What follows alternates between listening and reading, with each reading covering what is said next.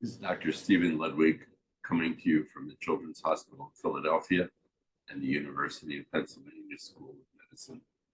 I'd like to thank you for inviting me to speak at this conference.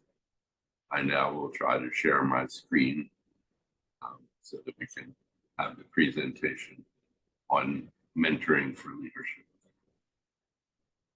Hopefully now you can see my screen. I want to talk to you today about leadership, mentoring for career development. The objectives of this talk are to define mentoring, discuss the qualities of a good mentor, and identify the mentee and mentor responsibilities. I want to discuss having the importance of having a mentor and to identify the reasons for becoming a mentor. In addition, to discuss how to establish a mentoring program at a resident or faculty level, and discuss what to do if a mentoring relationship is not working. Perhaps we'll get into some case studies to broaden the discussion. First of all, what is a mentor? What does that term mean? How is a mentor different from a colleague, a boss or supervisor, an advisor, a teacher, a role model, or a coach? Certainly a mentor's role matches some of the characteristics of all of these different roles, yet it is a distinct opportunity, a distinct role overall. Remember that where does the term mentor come from? If you think back to your studies of Homer's Odysseus, mentor was a loyal advisor to Odysseus. And when Odysseus went on his travels through the Peloponnesia, he entrusted the care and education of his son to a man called Mentor. And it's from that story or that event that we derive the word mentor. So mentor is a very important role. It's equal to someone to whom you would entrust your child's care. In the Hippocratic Oath that we all take as physicians, there is the line, "Honor him who has taught me this art. I will hold his sons and as my brothers, and will teach them this art if they so wish to learn it." This again embodies the important relationship that exists for a mentor. It says that we will think about those who we mentor as our children and brothers and teach them this art so that the lessons that we know can be transmitted to the next generations. People have proposed some different definitions of a mentor. For example, someone who watches out for your best interest and guides you. A mentor may be somebody who helps you to identify your professional and even your personal goals, or someone who is focused on and committed to your success. The definition that I like to think about is that a mentor is someone who will treat your career as his or her own. And it is that self-sacrificing and that giving that you think about helping a younger person, a more junior person, career to be like your own, and will handle it with that much care. I also like to think about mentoring in two different forms. There's mentoring with a small m and mentoring with a capital M. The mentoring with a small m is the little bits of advice and direction that you give to people here and there as you traverse your professional career. But what I'm talking about with mentoring is capital M mentoring. That is mentoring that is a serious, sacred, and important relationship. Well, if you think about different mentors, what are the qualities of a good mentor? This has actually been studied, and Ruth Stein and I reported on this in the Journal of Pediatrics back in 2008, where we did focus groups with different physicians and asked them, what are the qualities of an excellent mentor? And from those focus groups, we derived this list of 8 different characteristics. First of all, a mentor needs to be inspirational, someone who the mentee looks up to. The mentor needs to be empathetic and caring. The mentor needs to be honest and credible, and sometimes honesty is a hard lesson to give. The mentor needs to be available and approachable. Certainly, the mentor needs to be a role model. The mentor needs to be resourceful and think about the different ways that he might help the mentee.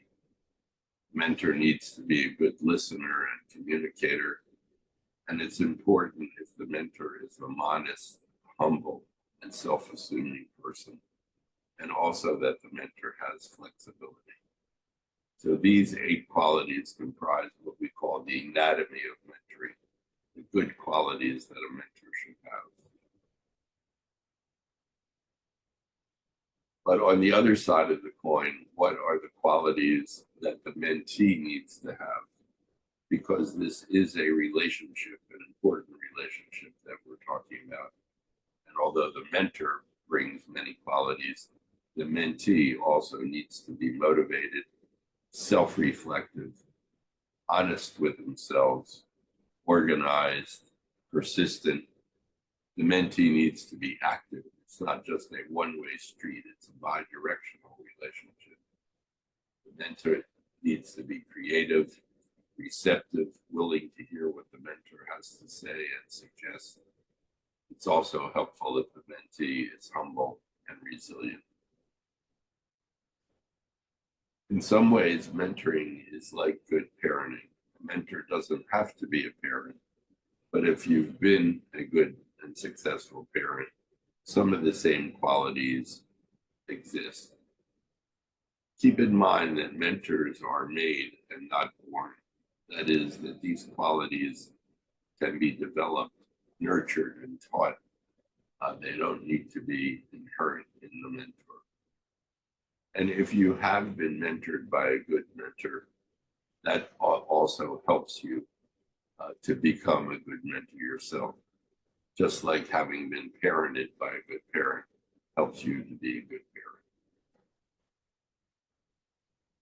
And taking that analogy a little bit further, when we think about mentoring equals parenting, some of the same characteristics of good parenting exists for good mentors, that they're perceptive, accepting, responsible, enthusiastic, nurturing, trustworthy, that they possess some authority and credibility, and that they are good listeners.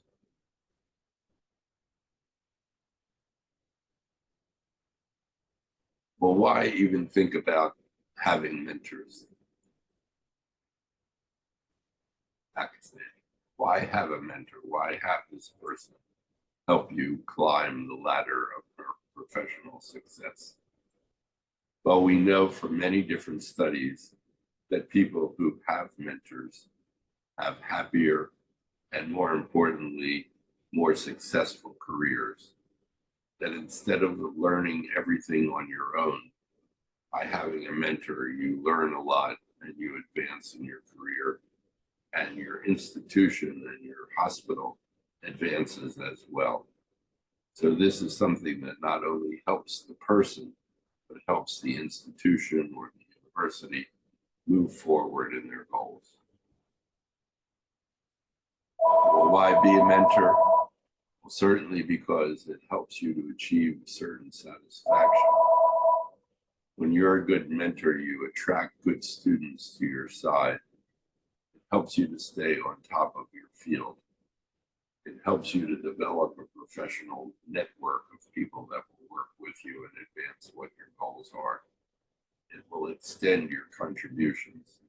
You have to realize that we're only all here for a limited period of time, and those who follow us will continue to advance our work. It helps you to develop collaborators. Sometimes people will have good ideas and suggestions to advance the efforts that you're trying to advance. And finally, I've put down, it is a kick, meaning that it is something that gives you a great deal of satisfaction and excitement to see those who have come behind you reach certain levels and oftentimes advance beyond where you were to new heights. But you have to think realistically that some of you may not want to be a mentor, and you have to think about what are the negative aspects, what are the downsides of being a mentor. Certainly being a mentor is very time consuming. It can detract from your own career.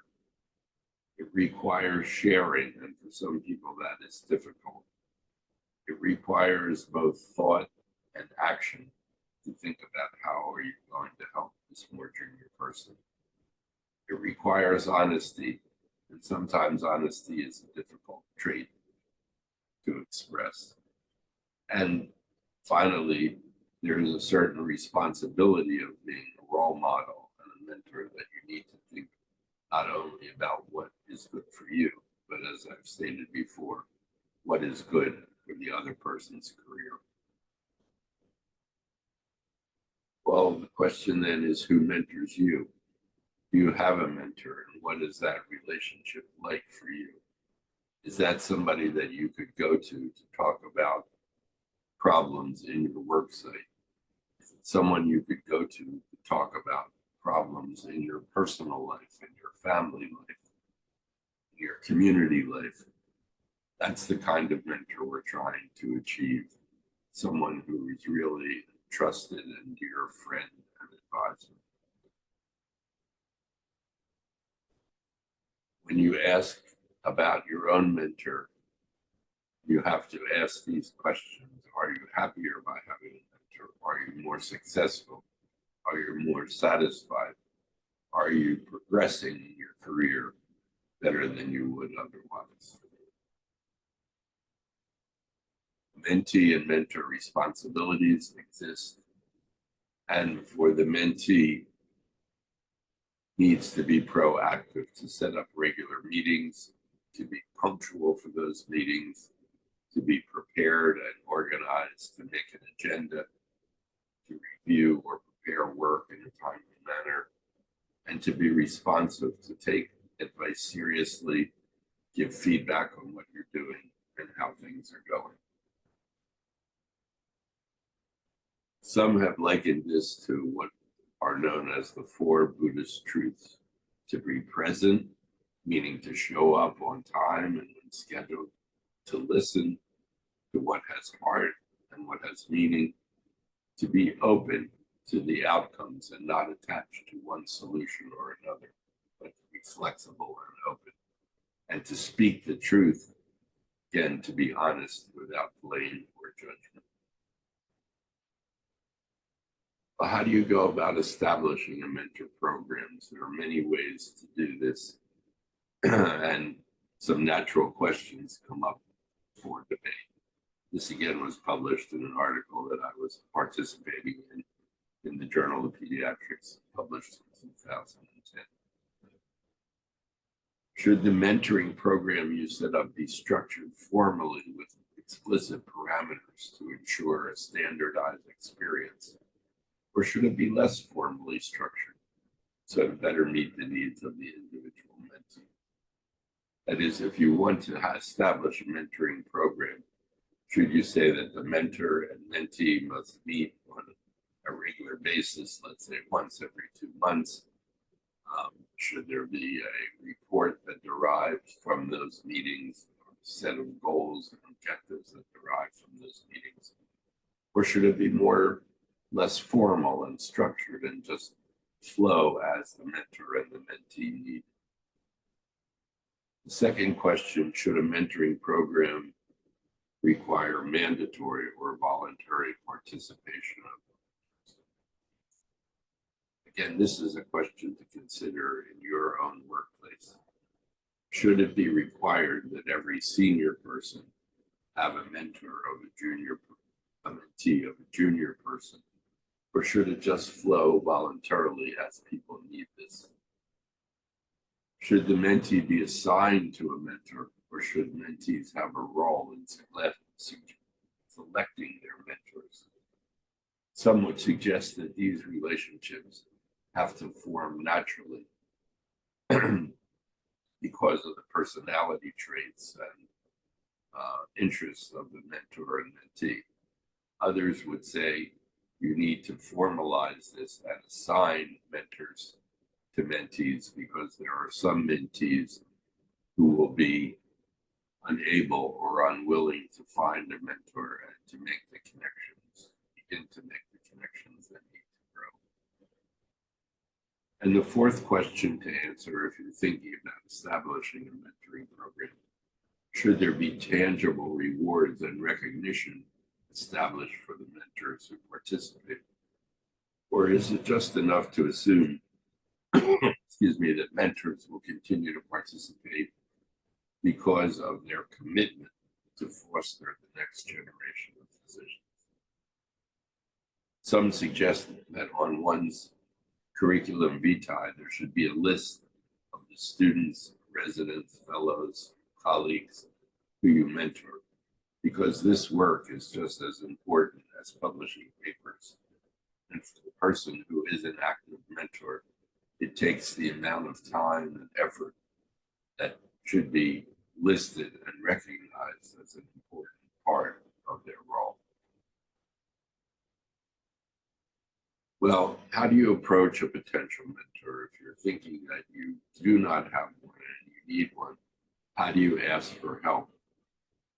And we all know that the busiest people are often the best people to ask. And you need to ask. They really do want to help you, but there needs to be a formal asking and acceptance of this relationship. What if you're not sure that the person that you're asking to be your mentor is the right person? You can always offer a time-limited commitment for a specific goal. Can you help me complete this research project? Or can you help me in the next year or two so that I can reach promotion? And this may give the mentor a view of how much work they need to do and the mentee how much work they need to do, rather than committing to a long-term relationship that they might not be able to meet. What if the relationship doesn't work out? If the mentor is not able to commit enough time, if your personality doesn't click between the mentor and the mentee, if there are different goals of the mentoring relationship, you can always sever the relationship. Like any relationship, it's a risk. And most of the time you'll find that it works out just fine. But sometimes it may not work out. And then you need to part ways between the mentor and the mentee. Here's some case studies that might point to examples that you might use as discussion points. You are anxious to do what it takes to get your research going early in your career.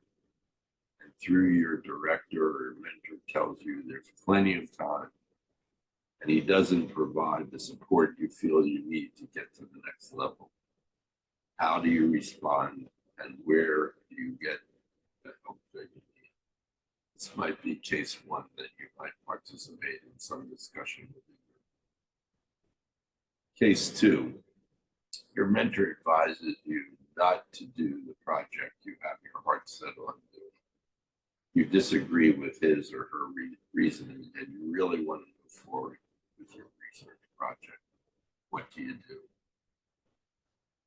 Case three, you're mentoring a trainee or a colleague who would like a career in your specialty. You have encouraged them to work with you on a case report. They enthusiastically agree, but they've done nothing on the project, and 4 months have gone by. As a mentor, what will you do in this situation? Case four, you have discussed a potential research project with the person you're mentoring. You find out later that they are working on the same project with the division head and left you out. How do you respond? What would you do? And finally, case 5, you have had an excellent mentoring relationship during fellowship. Now you're ready to move on to your first job at another institution. How will this affect your relationship? All these case studies are drawn from real life experience and reflect the many nuances of the relationship between. Finally, case 6, your mentee is having problems at home with work-life balance issues that are affecting his or her marriage. Is this a topic that you should be addressed by you, the mentor? Or is this something that is outside of your level of responsibility? Case 7, tell the group that you're with now about a difficult mentoring situation you have experienced. Another part of mentoring is the issue of recommendations and letter writing. This is the mentor's primary communication. As you suggest for your mentee joining a committee, getting an award, moving to a different job title or a different role. Often this involves writing a letter of recommendation, a letter of acceptance. When it comes to letter writing, the mentor has to be honest with the requester and the readers. The mentor should always accentuate the positive aspects of the mentee's qualities, to be specific and to be relevant and to get the facts straight and to share your insights. But it's very important that this not just be a puffed up positive letter. It has to be real and it has to be honest. And I often suggest in writing these letters to show the letter to the mentee before I send it, to make sure that I have represented them in a positive light and in an honest and relevant way. There are some tools that you can use that a mentor can employ, and these are helpful. One is developing a career contract. And as a mentor for many people, I often use this tool where once a year I sat down with the mentee and asked them to make a self-assessment, to list what were their key responsibilities, to list what were new developments and areas of growth that they wanted to achieve in the next year, and areas of personal growth as well. I asked them to put in writing also what they saw as the barriers for keeping them from moving ahead, and to do an honest self-evaluation of themselves and of others. More than mentoring, there is also the mentoring environment, that is creating a work unit, whether it's a department or a division or a hospital, where the idea of mentoring is built into the environment. And when a meeting comes around, we all work together to submit papers to that meeting, to develop mentoring committees where more than one person helps the mentee advance their career. To get mentoring certainly from family and friends and from non-medical colleagues. This also helps in the mentoring effort. So to summarize then, having a mentor is important to your relationship. You have a major role in this relationship, and you have choices with regard